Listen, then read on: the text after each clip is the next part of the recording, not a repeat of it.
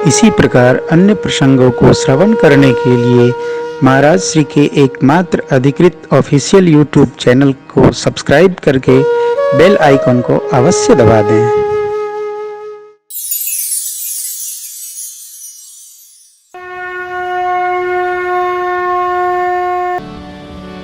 रात में माँ सुनैना और जनक जी का मधुर संवाद है। सुनैना माँ ने कौशल्या माँ के द्वारा दिए गए संदेश को जनक जी से निवेदित किया। महाराज,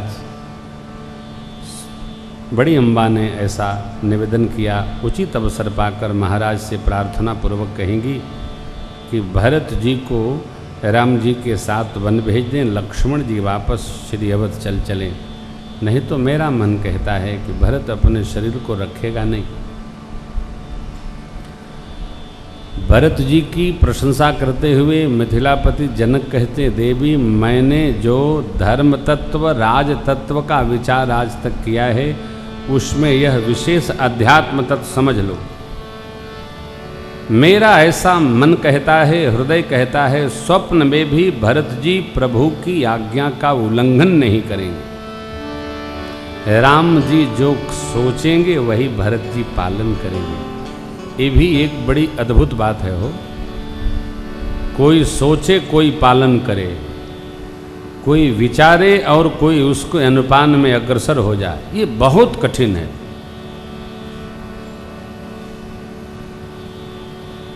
आप विचार करिए, क्या हमारे जीवन में ऐसा सुयोग है कि हम सोचते हैं तो उस सोच को पालन करने वाले लोग मेरे साथ हैं? नहीं।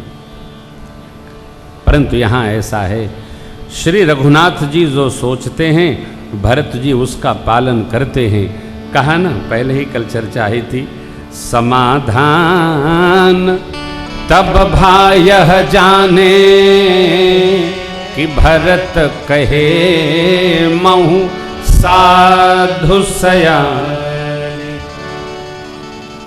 चक्रवर्ती जी महाराज उस समय यह विचार कर रहे थे जब राम जी बन जा रहे थे प्रणाम करके कि मेरे राम मेरी एक बात न माने। कौन न माने? बने न जाएं। एक केवल वचन न माने जो मैंने इनको वनवास वाला वचन दिया है। और कलिकाल का पिता ये सोचता है हमार लड़का हमार केवल एक बात माने। कितना अंतर है ना? ये युग का प्रभाव है। चक्रवर्ती जी सोचते हैं न माने, कली का पिता सोचता है हमारी संतान एक बात माने। और यहाँ भरत जी भगवान जो सोचते हैं वही मान लेते हैं। प्रभात बेला हो, भरत राम की प्रशंसा करते, पति पत्नी मिथिलापति जनक जी माँ सुनैना की रात पूरी हो गई। मिथिला और अवध समाज दोनों जगह मंदाकिनी जी में सबने स्नान किया। प्रातःकाल अपने अपने भगवान की सविधि लोग पूजन किए। फिर श्रेष्ठ गणों को प्रभु ने प्रणाम किया और अब सरकार मेरे पुनः गुरुदेव भगवान के पास पहुँचे।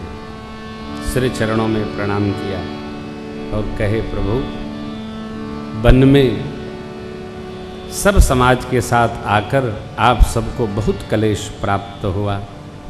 अस्त उचित तो यह होता कि अब सरकार श्रीवत की ओर प्रस्थान करते, अयोध्या भी आप सबसे रित है।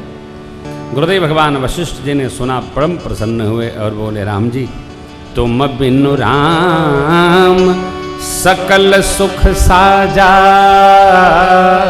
नरक सरिस दोह राज समाज। हे राम, आपके बिना सारा सुख सम्मान संपदा अयोध्या मिथिला दोनों समाज के लिए नरक के बराबर। आप प्राण के प्राण हैं, जीव के जीव हैं, तत्व के तत्व हैं, सुख के सुख हैं।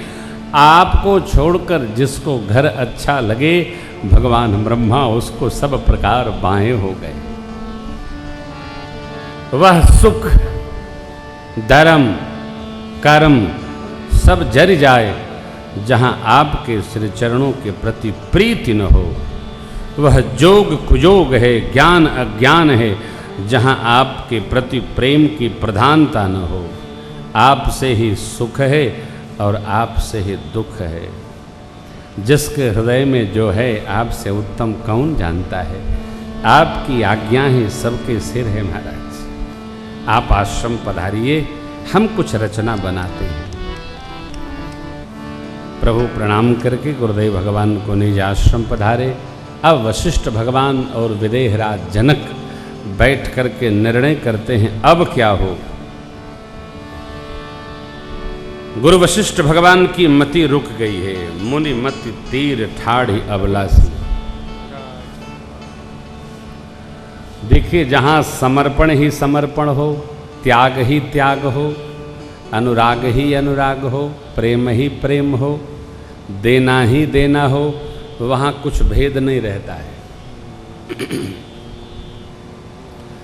और वहां विधान पंचायत ये कुछ संभव नहीं है। आपस में रचना होने लगी। जनक जी महाराज सोचते हैं मैं कहाँ आ गया यहाँ, परंतु गुरु आज्ञा है, उसका पालन करना होगा। तो जनक जी सब समाज लेकर भरत जी के पास आए। भरत जी ने सबका स्वागत किया। सबने मिलकर भरत जी से राय की अब क्या करें, क्या विचार हो, करें क्या। धर्म तत्व व्यवहार है। इस पूरे प्रसंग में धर्म ही केंद्र में है, सत्य ही केंद्र में है। भगवान के वापसी केंद्र में नहीं है कि भगवान श्री अवध चलेंगे। वापस लेने की कल्पना नहीं है। भगवान को अयोध्या वापस जाना होता तो भरत जी सोचते हैं प्रभु आए क्यों। जब गुरुदेव भगवान मिथिलापति जनक ने यह प्रस्ताव रखा, लाला जो उचित हो कहो क्या करें। तो भरत जी ने हाथ जोड़कर प्रणाम पूर्वक कहा प्रभु राखी राम रुख धर्म व्रत पराधे न मोहि सबके संबत सर्व करी प्रेम। जो धर्म सम्मत हो, सबका जिससे मंगल हो, वही उचित है। देवता फिर घबराए। जानते हैं क्यों? जो व्यक्ति केवल अपने स्वार्थ की सोचता है, उसको दूसरे के स्वार्थ की, परमार्थ की चिंता नहीं होती। वह केवल अपना लाभ। और जो व्यक्ति अपने लाभ का चिंतन करता है बहुत लोगों के साथ रहकर, तो उसका तो लाभ होता ही नहीं है, औरों की हानि अवश्य हो जाएगी। अपना मेरा क्या होगा।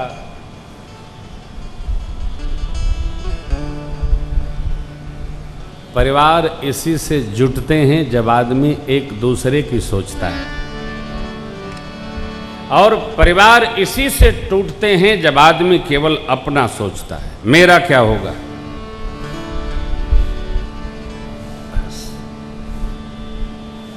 और आप देखिए, जब टूट जाता है परिवार तब स्मरण आता है कि हमसे भूल हो गई।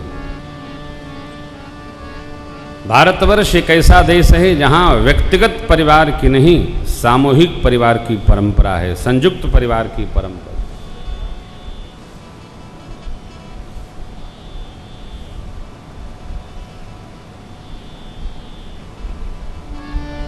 जहाँ परिवार में 3-4 पीढ़ी साथ समन्वित न रहे, परिवार तोड़े।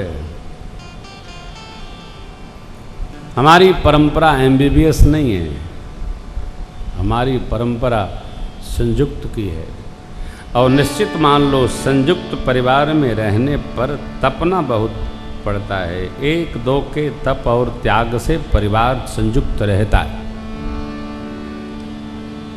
और सब में एक ही बात उतर गई तो परिवार संयुक्त कदापि नहीं रह सकता। 1-2 ही त्यागी परिवार में होते हैं जिससे परिवार चलता है। सब केकर ले नाव, कमरी ओढ़े सगरे गांव, तो परिवार न चलेगा। एक तपता है तो उसके ही तप के तेज से परिवार संभल जाता है। रघुवंश में भरत जी का तप और त्याग रघुवंश को आज यहां तक उतार दिया हो। गुरु आज्ञा मानकर यदि भरत जी अयोध्या में राज सिंहासन संभाल लेते तो क्या त्रेता से द्वापर, द्वापर से कलयुग तक भरत जी के चरित्र की पूजा होती क्या? नहीं। भरत जी ने यह तत्व रखा कि रघुवंश की गादी पर, रघुवंश में जो श्रेष्ठ भाई होता है, ज्येष्ठ भाई होता है, वही उसका अधिकारी होता है। और आप स्मरण रखिएगा, मनुस्मृति में भी लिखा है कि पिता की संपत्ति का प्रथम अधिकारी ज्येष्ठ भाई होता है। छोटे भाइयों को कर्तव्य है कि पिता के स्तर पर ज्येष्ठ भाई का, ज्येष्ठ पुत्र का सम्मान करते हुए और छोटे भाई होकर, पुत्रवत होकर व्यवहार करें। ज्येष्ठ भाई को कर्तव्य है कि अपने छोटे भाई परिवारों का पुत्रवत पोषण करता हुआ परिवार का पालन करें। मनुस्मृति भी कहती है। ये अलग बिलग कब तक हो? त्याग किसका? एक का। देखिए, अपराध उनको नहीं लगता जो जानते नहीं हैं।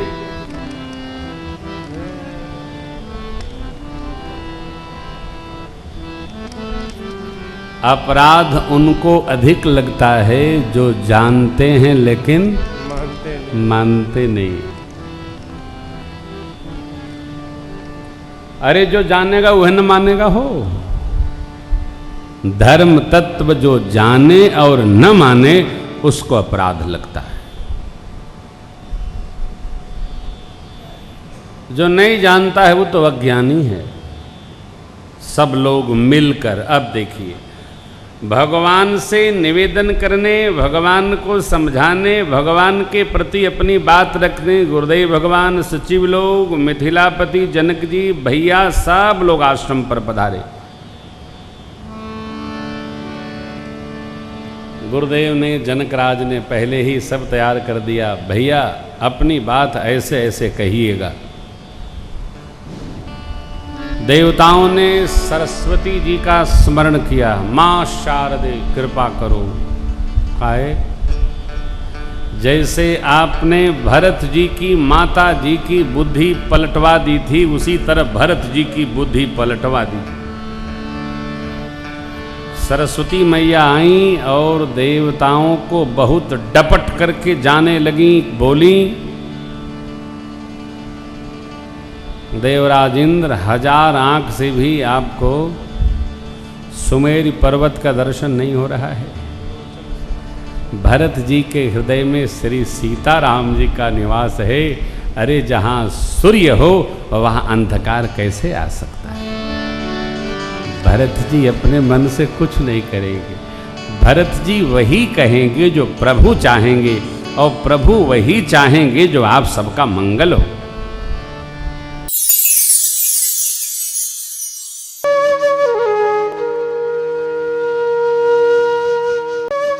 इसी प्रकार अन्य प्रसंगों को श्रवण करने के लिए महाराज श्री के एकमात्र अधिकृत ऑफिशियल यूट्यूब चैनल को सब्सक्राइब करके बेल आइकन को अवश्य दबा दें।